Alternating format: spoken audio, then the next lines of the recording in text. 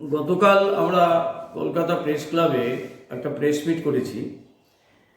The forum for intellectuals and professionals of West Bengal, এটা আমাদের একটা গ্রুপ।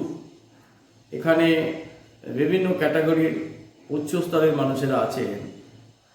যে 26-এর যে নির্বাচন, সেই নির্বাচনে আমরা হিংসা চাই না, রক্তপাতহীন নির্বাচন চাই, সন্ত্রাস মুক্ত নির্বাচন, অবাধ নির্বাচন, নিরপেক্ষ নির্বাচন এবং সুরক্ষিত ও শান্তিপূর্ণ একটা নির্বাচন আমরা পশ্চিমবঙ্গে চাচ্ছি।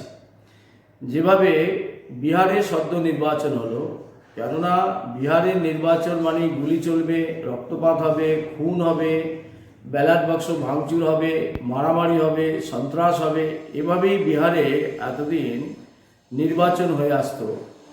কিন্তু সংবিধানের আমাদের আর্টিকেল 324 ধারাতে নির্বাচন কমিশনকে একদম সম্পূর্ণভাবে দায়িত্ব দেয়া আছে বা ক্ষমতা দেয়া আছে যে সমস্ত কিছু সুপারভিশন করা, যদি প্রয়োজন হয় সেখানে অর্ডার দেওয়া এবং মানে ঝঞ্ঝাট মুক্ত, সন্ত্রাস মুক্ত নির্বাচন করতে গিয়ে যা যা করা দরকার সেটা নির্বাচন কমিশন করতে পারেন। এমনকি সেনাও নামাতে পারেন, সেনা নামিয়েও তারা নির্বাচন করতে পারেন। এরকম ক্ষমতা যখন আমাদের ভারতবর্ষের মতো গণতান্ত্রিক দেশের সংবিধানে এটা দেয়া আছে ক্ষমতাটা, সেই ক্ষমতাটা বিহারে প্রয়োগ হয়েছে, এটা বাংলাতেও আমরা প্রয়োগ চাইছি।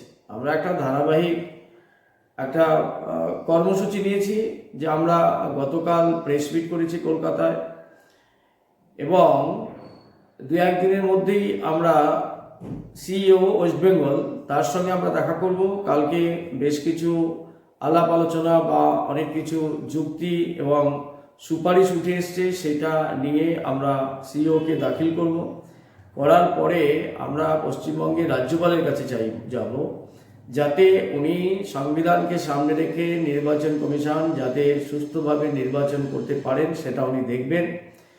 রাজ্যপালের পর আমরা দিল্লিতে সিইওর কাছে, চিফ সিইওর কাছেও আমরা ডেপুটেশন দেব, এবং সর্বশেষ আমরা রাষ্ট্রপতির সঙ্গে দেখা করব।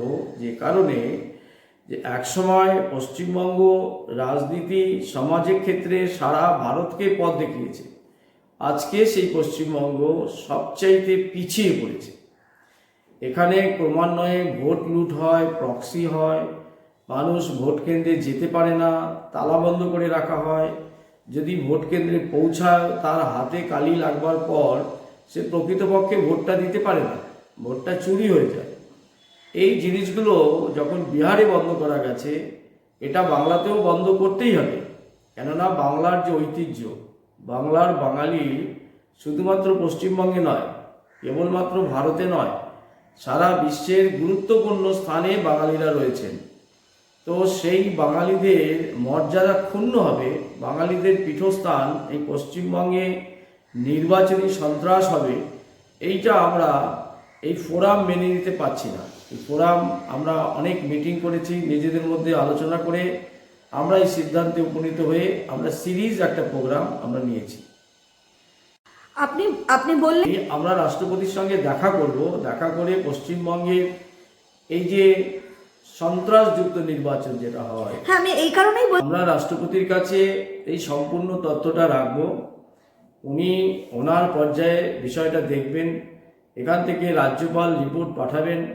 যেভাবে পোস্টপোল ভায়োলেন্স এবং প্রিপোল ভায়োলেন্স শুরু হয়ে গেছে, আমরা 21-এর পোস্টপোল ভায়োলেন্স দেখেছি, অনেকের মৃত্যু হয়েছে, অনেকের বাড়ি পুড়িয়ে দেওয়া হয়েছে, ভেঙে দেওয়া হয়েছে, এখনও বহু মানুষ বাড়ি ছাড়া আছে, তাদের দোকানপাট লুট হয়ে গেছে। এবং এর মধ্যে যে শুধু যে রাজনৈতিক কারণ তা না, এর মধ্যে ধর্মীয় কারণও ঢুকে পড়েছে।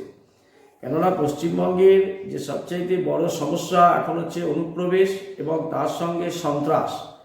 যারা ওপার বাংলা থেকে আসা বাংলাদেশি রোহিঙ্গা, তারা একটা ধর্মীয় সন্ত্রাস, কোনো রকম ছুতো পেলেই তারা হিন্দু বাড়ি লুটপাট করছে, হিন্দুদেরকে কুপিয়ে খুন করছে, হিন্দু মন্দির ধ্বংস করছে। এই তো যার শব্দ সরস্বতী পুজো শেষ হলো, বহু স্কুলে সরস্বতী পুজো করা যায়নি, আর কারণ সেই স্কুলের যারা ছাত্র সেখানে সংখ্যাধিক মুসলমান ছাত্র থাকার ফলে সেখানে সরস্বতী পুজোকে ব্যান করে দেওয়া হয়েছে। আজকে আমরা প্রজাতন্ত্র দিবসে ভারত মাতার পুজো হয়ে থাকে সর্বত্র, পশ্চিমবঙ্গেরও বিভিন্ন জায়গায় এই ধরনের পুজো হয়। আমরা ভারতকে মাতৃগানে আমরা পুজো করি। এই পুজো বন্দে মাতরমের সঙ্গে রবীন্দ্রনাথ ঠাকুর, আমাদের বঙ্কিমচন্দ্র এবং ঋষি অরবিন্দ অখণ্ড ভারতের স্বপ্ন দেখেছিলেন। আমাদের রবীন্দ্রনাথের পুত্র অবনীন্দ্রনাথ, তিনি ভারত মাতার ছবি এঁকেছিলেন। বিবেকানন্দ এই বিষয়ের উপরে অনেক তথ্য দিয়েছেন, অনেক আলোচনা করেছেন। এইসব যে দিকগুলো, এইসব মনীষী আমরা ভারতকে মাতৃরূপে শ্রদ্ধা করেছেন, আমরাও ভারত মাতার পুজো করি। সেখানেও প্যান্ডেল পুড়িয়ে দেওয়া হচ্ছে, মূর্তি ভেঙে দেওয়া হচ্ছে, পুজো করতে দেয়া হবে না। পুলিশ তো এখানে নেই, পুলিশ তো এখানে নিরপেক্ষ ভূমিকাতে আছে। দীর্ঘদিন ধরে আমরা দেখছি পুলিশের, বিশেষ করে পশ্চিমবঙ্গের পুলিশের যে সমস্ত লোকজনকে নতুন করে রিক্রুটমেন্ট করা হয়েছে, সেখানে ওবিসির নাম করে কেবলমাত্র মুসলমানদেরই নেওয়া হয়েছে। এবং বহু জায়গায় পুলিশের যে পোশাক বা পুলিশের যে এথিক্স, প্রফেশনাল এথিক্স, সেটা পুলিশ মান্যতা দিচ্ছে না।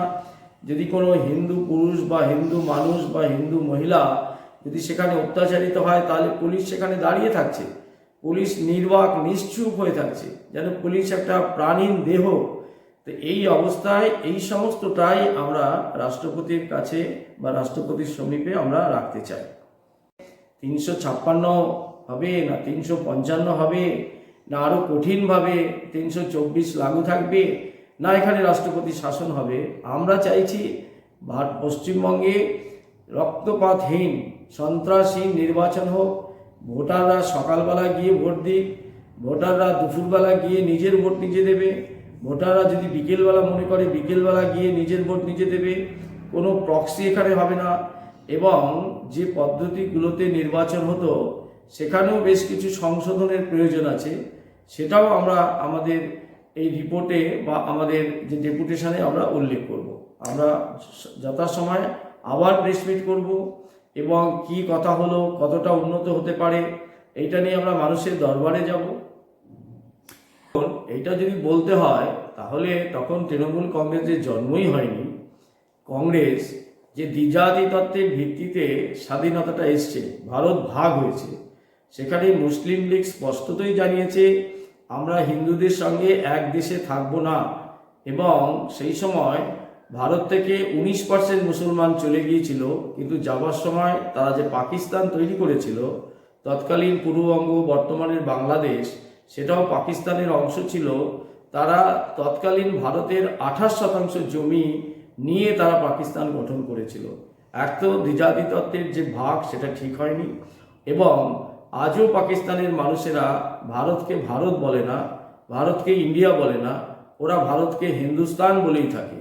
অর্থাৎ পাকিস্তান মুসলমানদের জন্য এবং ভারত হিন্দুদের জন্য। তো সেখানে যখন আপনি যে কনস্টিটিউশনের কথা বলছেন, এখানেই ফাঁকটা রয়েছে। নতুন প্রজন্ম এই বিষয়টা জেনেও জানছে না, একটু টুইস্ট হয়ে যাচ্ছে।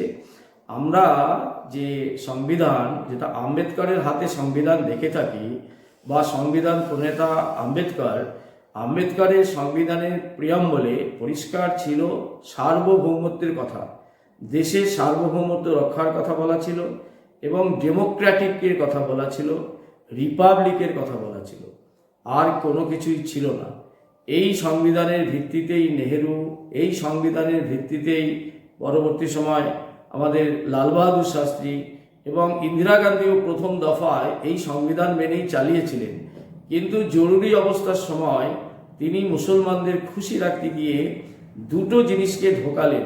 এখানে সেকুলারিজম এবং এই যে ধর্মনিরপেক্ষর কথাটা আপনি বললেন, এইটা ঢোকানো হয়েছে 77-76। তো সেই ক্ষেত্রে ভারত স্বাধীন হয়েছে 47-এ, সংবিধান এসছে 50-এ। 47 থেকে 50 এই সময়টা ইংরেজদের যে সংবিধান ছিল সেই সংবিধান অনুযায়ী চলতো। সেই সময় আমাদের দ্বৈত শাসন ছিল, দ্বৈত শাসনের অনুযায়ী চলতো।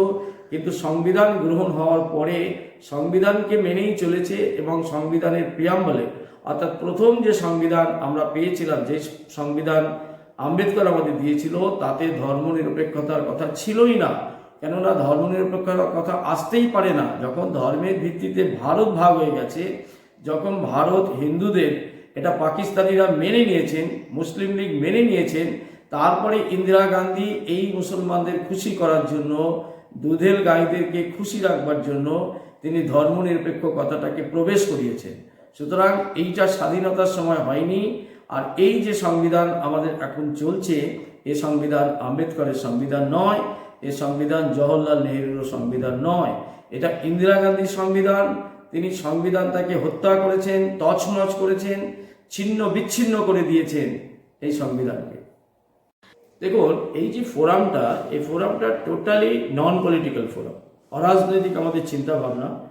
আমাদের এই ফোরামের বহু মানুষ আছেন যারা বিভিন্ন রাজনৈতিক দলের সঙ্গে যুক্ত থাকতে পারেন কিংবা বিভিন্ন রাজনৈতিক দলের সমর্থক হতেই পারে, কিন্তু নির্বাচনটা যেটা হবে সংবিধান অনুযায়ী, যে আমাদের যে ডেমোক্রেটিক রাইটটা যেটা আছে, নতুবা সেকশন 15-এ যে আরবি অ্যাক্টটা 1951 সালে যেটাতে বলা আছে যে নির্বাচন আমাদের হবে এবং প্রত্যেকটা ভোটার তিনি ভোট দেওয়ার অধিকার থাকবে এবং তিনি তার পছন্দর মতন সরকারকে বা দলকে বা ব্যক্তিকে ভোট দিতে পারেন। আমরা কিন্তু সেটাই চাইছি। এই নির্বাচনে কে জিতে আসবে, কে হারবে, সেই বিষয়টা আমরা দেখছি না। দেখছি যে এখানে ভোট লুট হয় দীর্ঘদিন ধরে। এখানে যে বিভিন্ন রাজনৈতিক দল, স্বাধীনতার পরে এখানে 25 বছর এখানে কংগ্রেস রাজত্ব করেছে, তারপর টানা 34 বছর এখানে বামেরা করেছে, এখন সদ্য 15 বছর টিএমসি করেছে। সমস্ত নির্বাচনেই কিন্তু এখানে প্রক্সি, রিগিং, একজনের ভোট আরেকজনে দেওয়া, ভোট দিতে না দেওয়া এবং জবরদস্তি করা, তার আগে এমন একটা বাতাবরণ তৈরি করা হয় যে ভোটের দিনে যে শান্তি থাকবে তা নয়, ভোটের দিন একটা প্রহসন হয়, মানুষ বেরোতে ভয় পাচ্ছে। তো এইটা থেকে তো মুক্ত হতে হবে। একটা রাজনৈতিক দলের নেতা তিনি কখন মুখ্যমন্ত্রী, কখন টিএমসি নেত্রী হন বুঝতে পারছি না। সদ্য যে ঘটনাটা হলো, একটা প্রাইভেট সংস্থা, তাদের বিরুদ্ধে অভিযোগ আছে, সেখানে ইডি, সিবিআই, এনআইএ এরা যে কোনো সময় তদন্ত করতে পারে। সেখানে ইডি তদন্তে গিয়েছিল এবং সেখানে মুখ্যমন্ত্রী ছুটে যান, ছুটে গিয়ে সেখান থেকে ফাইলপত্র তিনি নিয়ে নেন। বিষয়টা সুপ্রিম কোর্টে বা আদালতে বিষয়টা চলছে, এটা উনি করতে পারেন না। এর আগে উনি করেছেন যে রাজীব কুমারের বিরুদ্ধে যখন কেন্দ্রের একটা হচ্ছিল, তখন তিনি রাস্তায় নেমেছেন, অনশন করেছেন। এটা করতে পারেন না, উনি তো নিয়ম ভঙ্গ করছেন।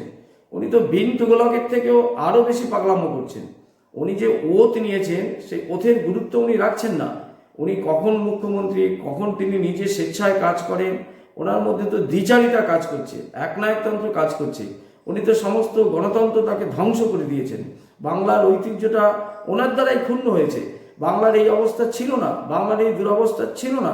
বাংলার মানুষ ওনাকে ভরসা করেছিলেন এবং ওনার সততার উপরে ভক্তি শ্রদ্ধা করেছিলেন। আজকে দেখুন, চাল চুরি, ডাল চুরি, আলু চুরি, এই চুরি, ওই চুরি, চাকরি চুরি, একটা চোরের রানী উনি তৈরি হয়েছেন।